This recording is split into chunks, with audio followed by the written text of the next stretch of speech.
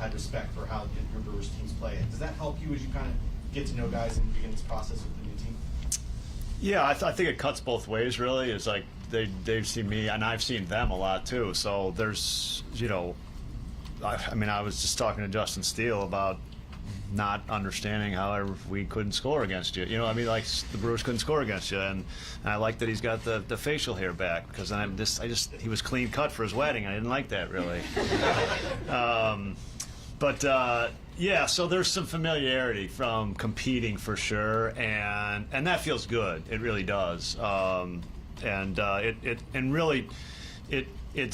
There's already a connection there because of that, and I like that, and it's a place for us to start a conversation. Craig, did you have to adjust your route to this park and start to go to Maryville? What's it like for you? No, it's a very nice drive over here. No, it's been great. I'm really enjoying myself. I've had a ton of fun the last couple of days. Just kind of, I go home at night and I was like, it's just a full day. And look, like this is like making new relationships, a huge challenge in front of you. That's it for me. That's why you're here, and that's fun. And so getting a chance to talk to a bunch of staff yesterday, today to talk to some players. It's the best part about it, and forming the relationships that kind of really start today on a first official day. Make you excited, make you scared, and it's the right kind of energy that you want. Carter, how difficult has it been to navigate the Bellinger conversation, to keep the lines open with you and Jed, and at the same time, trying not to tip either way to the media or the fan base as you negotiate with one of the most accomplished agents in the game?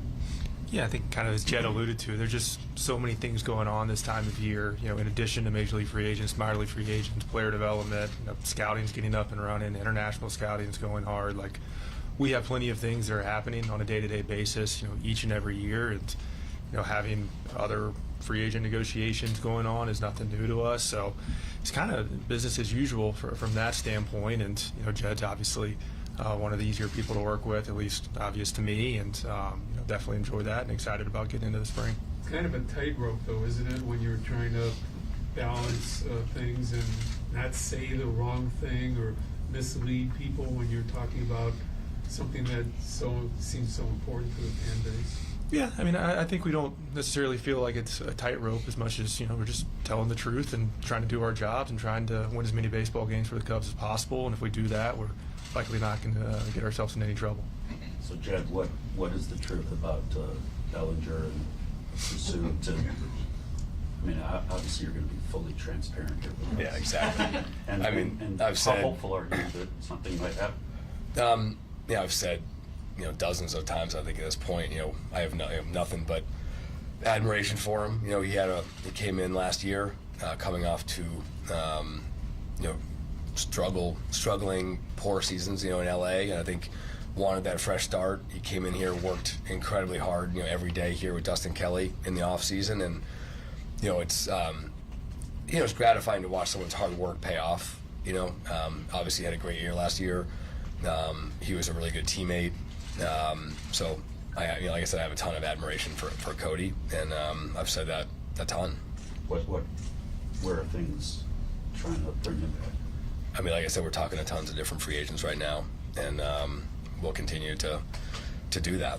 Jed, just kind of off of that, if this roster kind of is what it is and there aren't any more major additions over the next couple weeks, do you feel like the front office has given Craig a playoff caliber roster? How do you kind of look at the team as a whole right now, and obviously what you guys want to accomplish this season? Yeah, I don't think we're ever going to feel complete. In my 20 plus years, I've never gotten to a place where it felt like you just kind of turn it over to the manager and went and played golf. That's not how this thing works. I think that we're always going to be looking for upgrades, both now and all season long, and that's our job.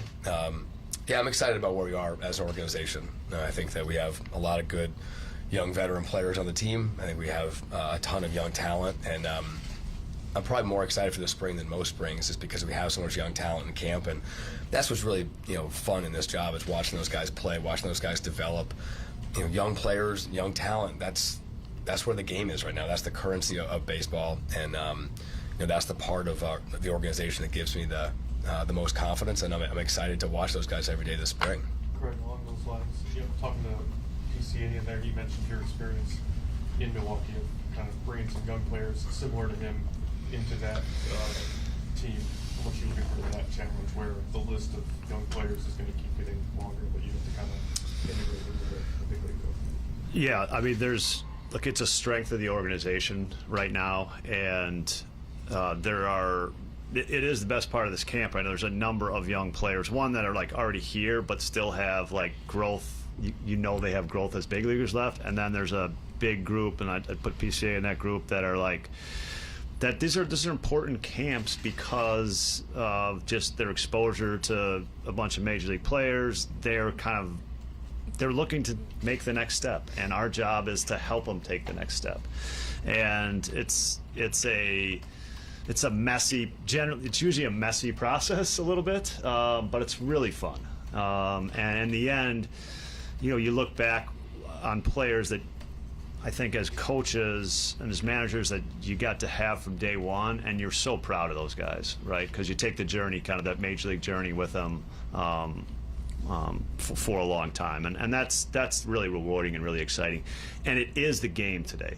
We have to have those players, so that we have so many of them in this camp is a great place to start. Jim, I want to follow on Megan back here. Just maybe a little rephrasing, but you said you never feel complete enough, but of course there are degrees of that. So if you're as you are today, if that's the roster going in, have you had a good off season? Have you done enough? Yeah, I think we added some good players this offseason, and I think that natural maturity and growth of our young players will add a lot as well. I look back on where we were a year ago, and then some of the players that have stepped forward, and now we're considering those guys established big leaguers. Like he mentioned, Justin Steele. A year ago, I don't think we were talking about him in the same way. And the hope is that we look back a year from now, and there's 5-6 of those guys that have now established themselves as Cubs. So, like I said, I'm excited about where things are right now, and I'm excited to get going. Craig, what's your message on a new team, new players? What do you tell them to start your spring training? Yeah, I mean, look, I think there's no speech that changes the world right now. That's a big misconception, I think, about sports.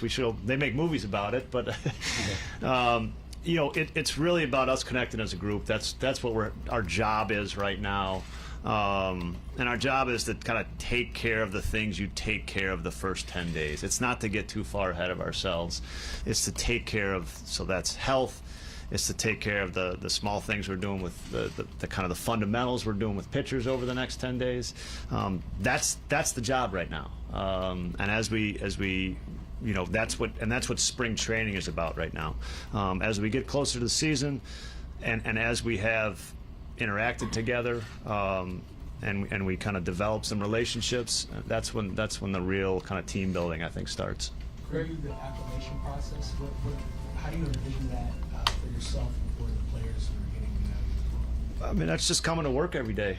That's how you acclimate. You come to work every day, you have a good day, you interact, you talk to people, try to learn names.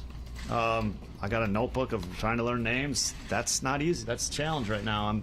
I feel really bad on time number 3 when I don't know their name. That's what I'm struggling with. You know what I mean? That's when I hit myself. But it's like, but it's fun too. And then you make a joke of it. And so, but I'm enjoying doing that, and that's my job right now, because that's about getting to know everybody and starting the relationships and interacting, and that's the fun part.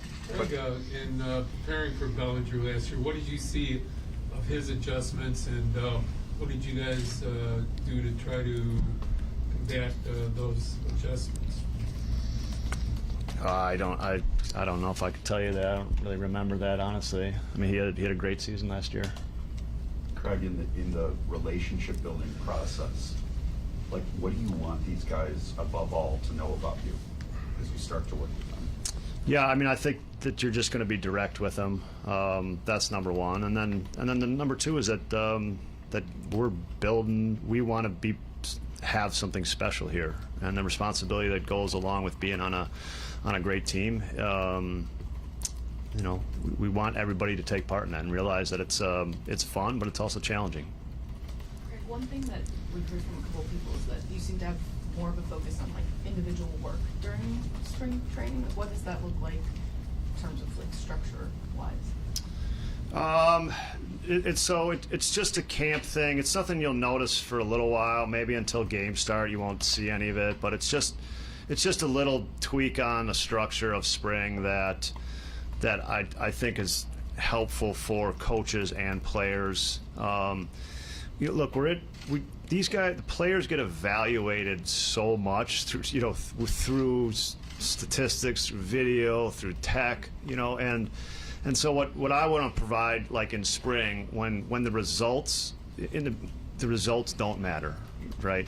And we can really allow teaching and coaching to go on, like on a individual basis. We have access to so much space here and fields here. And so that's kind of the nature of that, is just like one-on-one time for coaches and players, or small groups with coaches and players. Is that mostly because this is really the only time in their lives they'll be able to have that again for 6 weeks every year? Is that kind of, you can't really do it during the season? No, you just don't get to do it during the season, and the schedule doesn't let us do it. So it's because of that, essentially. It's nothing. I'm not going to, don't sell this as anything revolutionary. I am not reinventing the wheel by any means. Jed, I know this is a new season, but last year you guys had a bad start and then had a great comeback, bad ending. How much will that play into this? It's a lot of the same players back.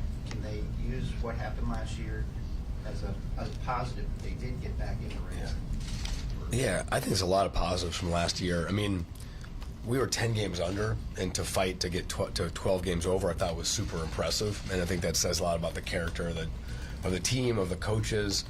I do feel like that sprint took a toll, and when you're winning like that every night, and the toll that takes on the bullpen, I do think we had to play catch up, too much, and so I think that's probably a lesson to take from it. It's hard to sprint like that for 3 months, but they should be proud of themselves and proud of what they accomplished during that period. And obviously, I think for all of us, there's a kind of a bitter taste in our mouth that we weren't able to complete that, because I think that would have been a really special playoff team, having like I said, been 10 games under and making the playoffs. So hopefully that bitterness kind of fueled everyone a little bit this offseason. Craig, you never look nervous. You always don't boil over. You seem kind of like unruffled all the time. I mean, is that how you are? Would you have been kind of in your wheelhouse last season as this stress mounted for the way the Cup schedule went? Is that the kind of thing you're really good at? And do you have any, like here today, new job, do you have anxiety? Do you have fear that we just don't see? Yeah, I mean, I think we all. Yeah, I've told you we have it for sure. You should have some anxiety. Like, if you're not, I think you're probably over it if you don't have the anxiety, right? Of course you have some of it, but it's the good. There's the good kind and the bad kind. So if that makes sense, and I think it's the good stuff. I think I like being nervous in the dugout. Like, I think that's when you're locked in, if that makes sense. There's a little, you should be on edge to get. You need to be on edge to get locked in, I think. Maybe that's how I do it, I guess, but I think that's how the right way to, that's for me, that's how it works for me. So, look,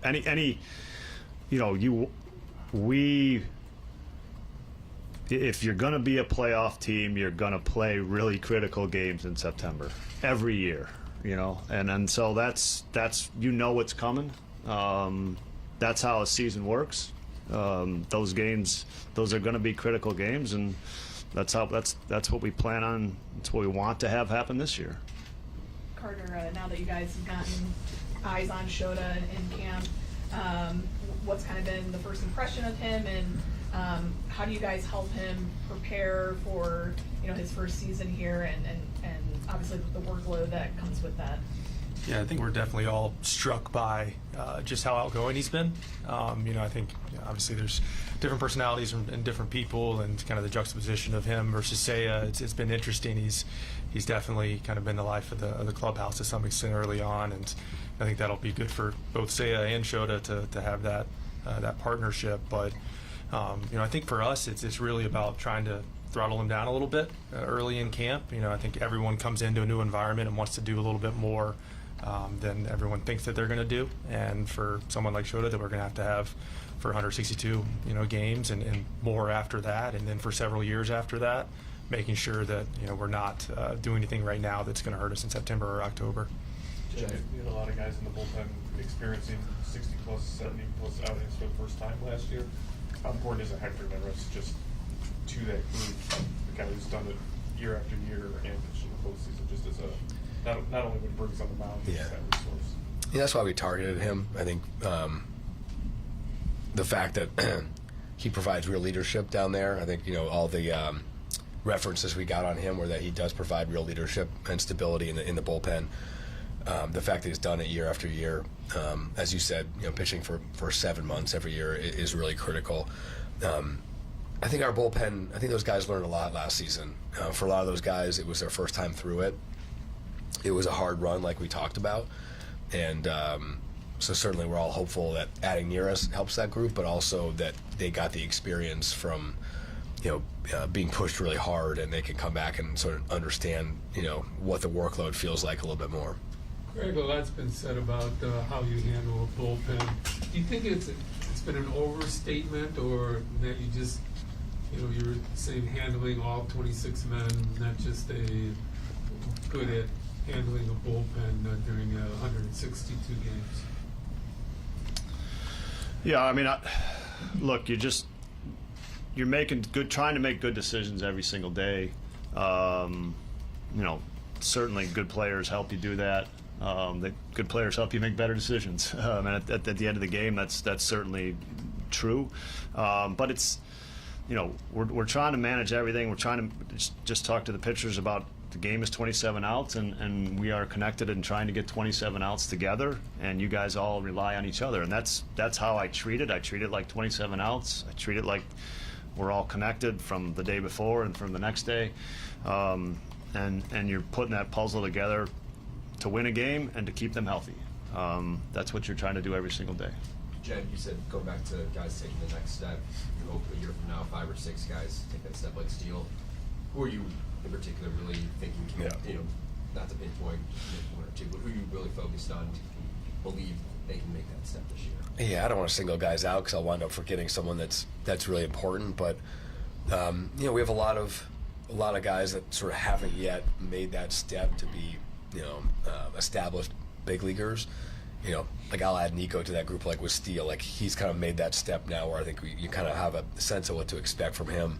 I think we have a number of guys that are trying to make that jump, and I think that's like I said, that's the fun part of this, is watching those guys do that, because that's how, in my experience, the way teams overachieve and the way teams have special seasons is by having guys do things they weren't projected to do. And I think that we have a number of guys in this camp that I think have the chance to exceed expectations, make that step, and I think that's how you end up you stacking those players on top of each other. That's how you end up having a special season.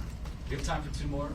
Hey, Craig, even though this is your first day in the job and new players, is there a comfort level just because you had seen these guys so many times over the years? Yeah, I mean, there is. It really does feel comfortable. I spent time at the complex like in December and January. Got to know a group of people then. Certainly, I've spent time at Wrigley this winter. There's a big group of players that run through Wrigley all winter, so got to know some of the core guys there. And then, yeah, this place feels familiar for sure, and because I've been pretty closely associated with you know, because competing against them, it does feel familiar, and that does make it easier, no question about it. Yeah, every time we talk to Pete since the season ended, he doesn't seem very worried about when his next opportunity is going to come at the big league level. Just what is, like he mentions wanting to bring Belly back, or he talks about Mike Talkman even potentially being there. What does that kind of tell you about who he is as a person outside of just a player on the field? Yeah.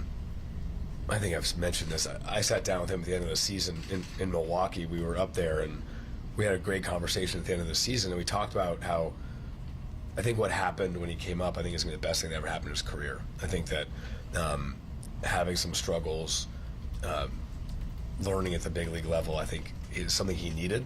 And I know he worked unbelievably hard this winter. He was here at the complex almost every day, hitting with Dustin Kelly, making some adjustments that he knows he needs to make. I think he's in a great mental space. He looks great physically. He's been working on his swing. And he's a good teammate. I think he wants the Cubs to win. I think he knows he's a really good player. I think he knows he can help us win baseball games, and he wants other people around here that can help us win games too. So the fact that he's so open about that, I think, says a lot about his character. And I'm super proud of what he did this winter. Jed, after Shota signed, I think you said something like it'd be unlikely that Warren's in rotation. Is that still the case, or like there was one or more additions? What would that look like? Yeah, I mean, like I said, we're still monitoring free agency, and I mean, there's never a day that I'm going to feel like we have enough depth pitching wise. Like, it can't happen, you know. You're always just going to want to, you know, bring in more and more arms and more guys to protect you. So, you know, could there be additional additions, whether it be on a major league contract or a minor league contract? Yeah, absolutely. I don't know if it's going to happen, but like, we can't ever stop looking, because, like I said, you never feel as though you have enough arms to get through this marathon. Thank you, guys. Thank you, everyone. Awesome. Thanks, guys.